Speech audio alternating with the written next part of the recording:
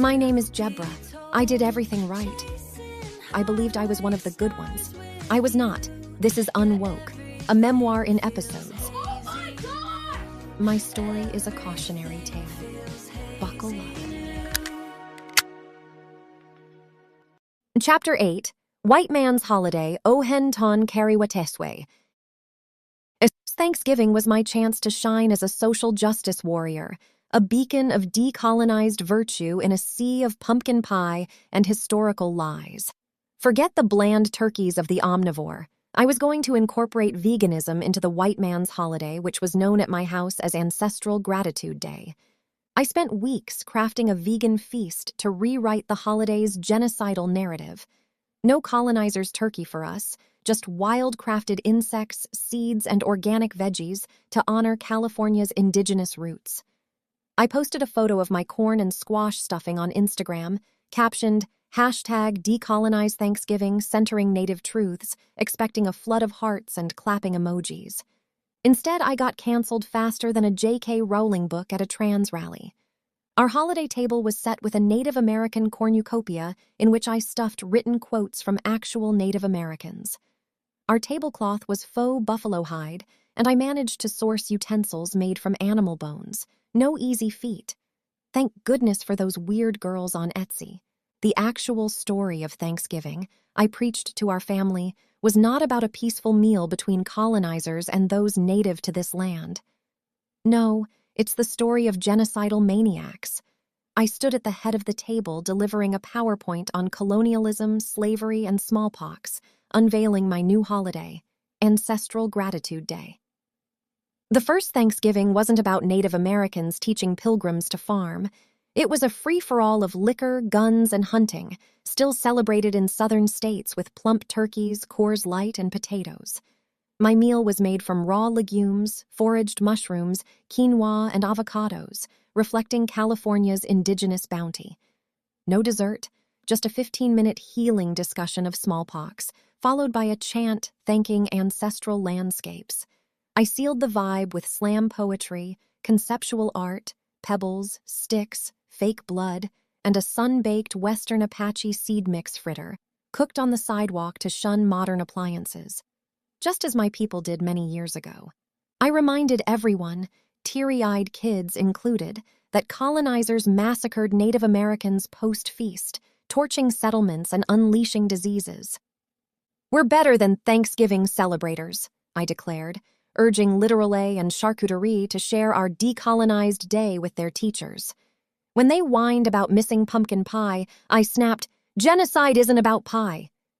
My 7% Native American ancestry, proudly claimed via DNA test, gave me moral armor, or so I thought.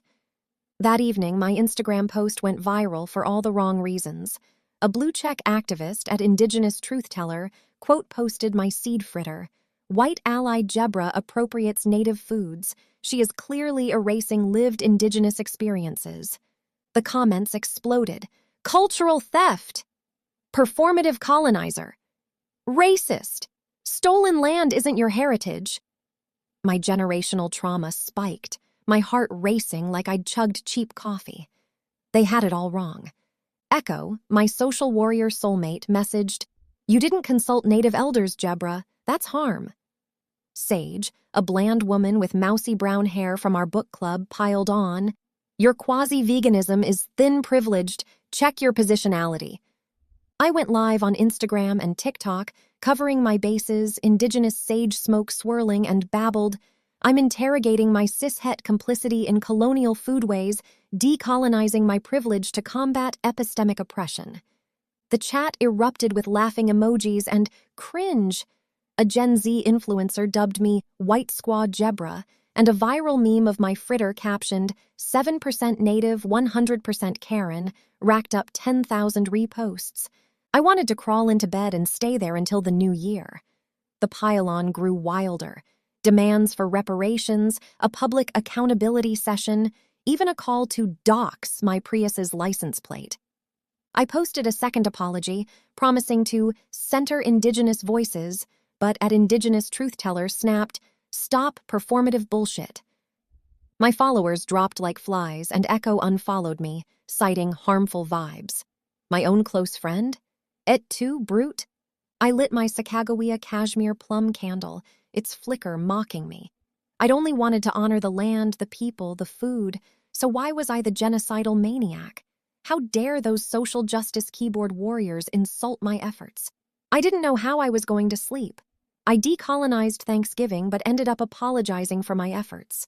Instead of praise, I was sliced by digital guillotines. How could I win at being inclusive when my efforts backfired?